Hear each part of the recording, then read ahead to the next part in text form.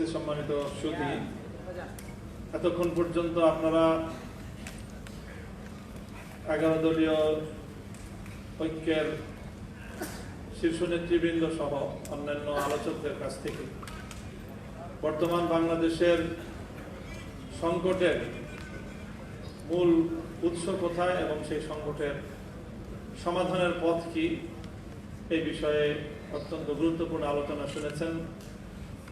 সেমিনারে প্রবন্ধের মূল আলোচক ছিলেন বিশিষ্ট আইনজীবী অ্যাডভোকেট শিশির মনির।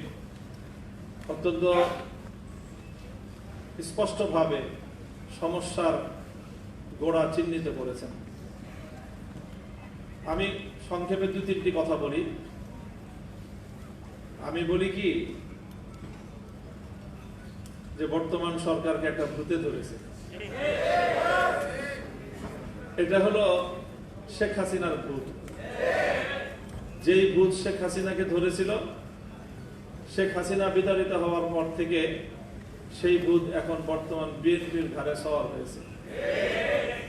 ভূতটা হলো জনগণকে অপমান করার ভূত। শেখ হাসিনার 15 বছরের শাসনামলকে যদি খুব সংক্ষেপে বর্ণনা করা হয় তাহলে সেটা ছিল এদেশের জনগণকে নিয়ে উপহাস করা, জনগণকে যখন তখন যেভাবে ইচ্ছা সেভাবে অপমান করা। শেখ হাসিনা বাংলাদেশের মানুষকে শুনিয়েছিল নতুন এক গণতন্ত্রের সংজ্ঞা, উন্নয়নের গণতন্ত্র। জনগণের মতামত লাগবে না, তিনি পদ্মা সেতু আর মেট্রো রেল দিয়ে গণতন্ত্র বাস্তবায়ন করেছিলেন। এভাবে সর্বশেষ শেখ হাসিনার পতনের কফিনে সর্বশেষ যে ব্রেকটা ঠুকেছিল সেটাও ছিল জনগণকে অপমান করার এক ভয়াবহ বিভৎস দৃষ্টান্ত। বলেছিল বাংলাদেশের 4 কোটি ছাত্র জনতাকে রাজাকারের নাতিপুতি। ভুলে যাওয়ার কথা নয়, আমার দেশের আত্মমর্যাদা সম্পন্ন 4 কোটি ছাত্র জনতা সেদিন রাতের অন্ধকারে বেরিয়ে এসে বলেছিল আমি কে তুমি কি। এত তাড়াতাড়ি ভুলে গেলেন জনগণকে অপমান করার পরিণাম?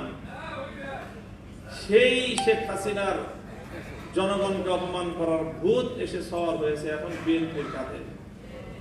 এই জন্য বিএনপির পক্ষ থেকে একবার জনগণের সার্বভৌমত্বের প্যারালাল এনে দাঁড় করানো হয় তাদের 2/3 সংসদের এই সার্বভৌমত্বকে।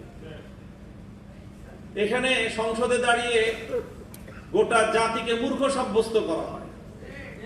বলেন নাই উনি যে এদেশের জনগণ তারা যে গণভোটে ভোট দিয়েছে না বুঝে ভোট দিয়েছে? গোটা দেশের জনগণকে মূর্খ সাব্যস্ত করেন। এরপরে উনি মাস্টার সাজেন এই মূর্খ জনগণকে বোঝানোর জন্য।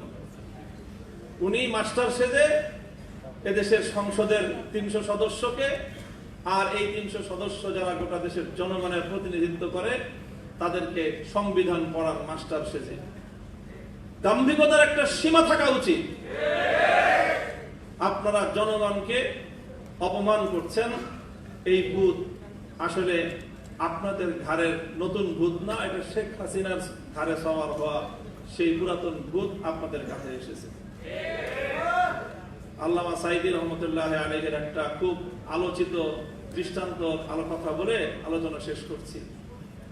ওই যে একটা আপনার বন্টনের গল্প শুনিয়েছিলেন না, যে সিংহ, গাধা আর শ্রীগাল মিলে একটা শিকার করেছে।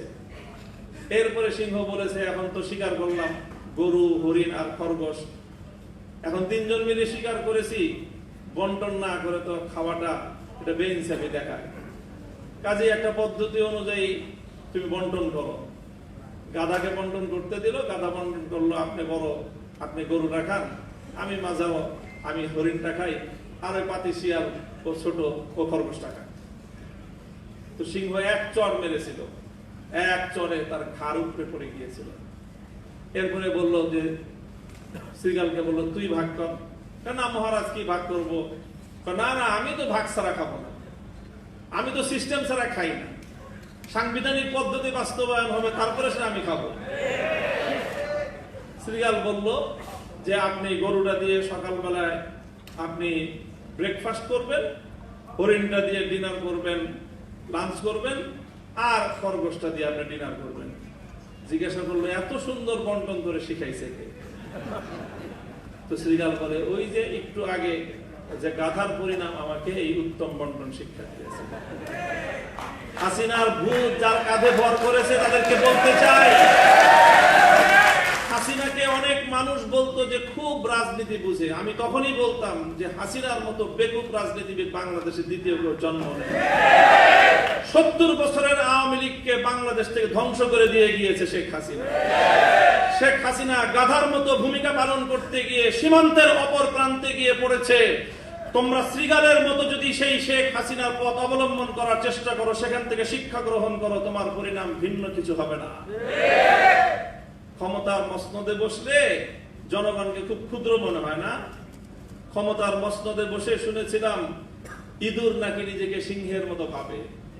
আজকে বিএনপির অবস্থা দেখে মনে হচ্ছে তারা ক্ষমতার মসনদে বসার পর জনগণকে তারা ইঁদুর আর নিজেদেরকে সিংহের মতো ভাবছে। আমরা পরিষ্কার ভাষায় বলি, জনগণকে সম্মান করতে শিখো। গণভোটের যে রায়, বাংলাদেশে এটি ৪র্থ গণভোট আজকের আলোচনায় এসেছে। বাংলাদেশে তো নয়, বিশ্ব ইতিহাসে রেফারেন্ডাম এবং গণভোটকে এইভাবে উপেক্ষা করার কোন দৃষ্টান্ত এবং নজির নাই। এই নতুন নজির সাব্যস্ত করে, নতুন নজির স্থাপন করে নিজেদেরকে ইতিহাসে আস্থা করে নিক্ষেপ করবেন না। শহীদ জিয়াউর রহমান, বেগম খালেদা জিয়ার, বিএনপির প্রতি আমাদের এটা সর্বশেষ শুভকামনা। এরপরও যদি আমাদের আর কিছু বলতে হয়, আন্দোলনের মাঠে কথা হবে, রাজপথে আমরা তোমাদেরকে মোকাবেলা করবো ইনশাআল্লাহ। আপনাদের সকলকে অসংখ্য ধন্যবাদ এবং 11 দলীয় ঐক্য যে